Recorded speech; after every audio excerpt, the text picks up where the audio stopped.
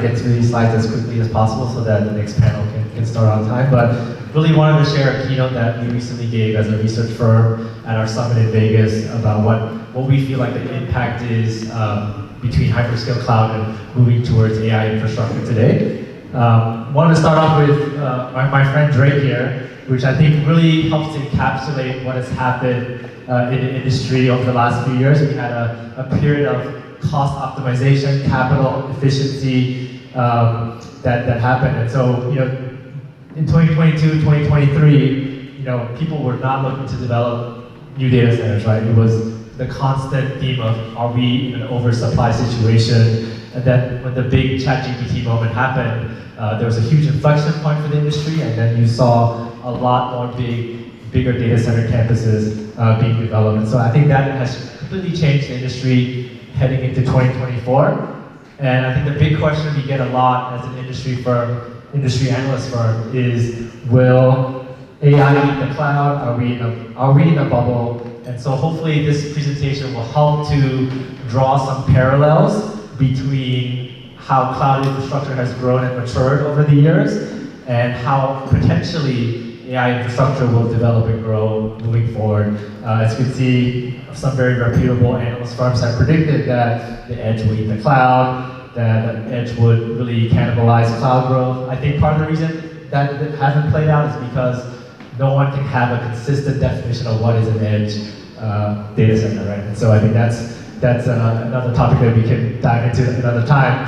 But where have we come from as an industry? And I think the hyperscale cloud market is a pretty good indicator of how the industry has matured and grown over the years. You can see that throughout the COVID period between Q4 and Q4 2020 and Q1 into 2021, you saw this growth acceleration with COVID being a huge tailwind to digital infrastructure adoption. And then after post-COVID, you saw this sort of wave of optimization happen. You saw spending start to tighten, growth rates started to decline, and around Q3 of 2023 was when you saw that re-acceleration take place in a lot of the hyperscale cloud platforms that have continued into 2024. And I think most people usually when they look at hyperscale cloud growth, what they typically will say is the year-over-year growth rates, right? Everyone's quick to mention year-over-year growth. But I think what's even more interesting is the absolute revenue being added by these hyperscale cloud platforms on a quarterly basis, which tells I think a more interesting story. As you can see, you focus on the revenue generated by hyperscale cloud platforms because year-over-year growth is highly dependent on the base that you're growing from.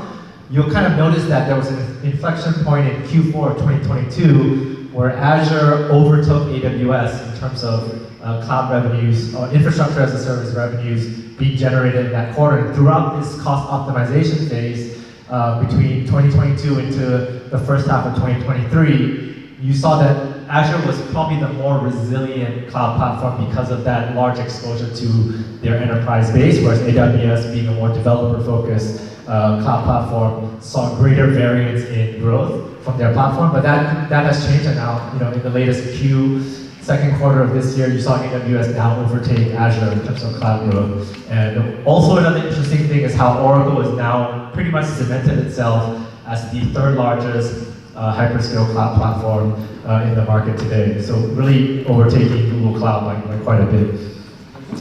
And so we talk a lot about CapEx, hyperscalers disclosing what their CapEx spend is. You saw that during the COVID period, there was a 13% quarterly CAGR, the growth of CapEx spend, and you're seeing something similar in this sort of AI wave that we've experienced over the last 12 to 18 months. And I think this is representative of where the industry is headed today, and I'll talk a little bit more about what's driving the CapEx growth and what the thinking is behind these hyperscale cloud platforms as they consider CapEx spend moving forward. And I think Microsoft had a really interesting data point in one of their earnings calls earlier this year,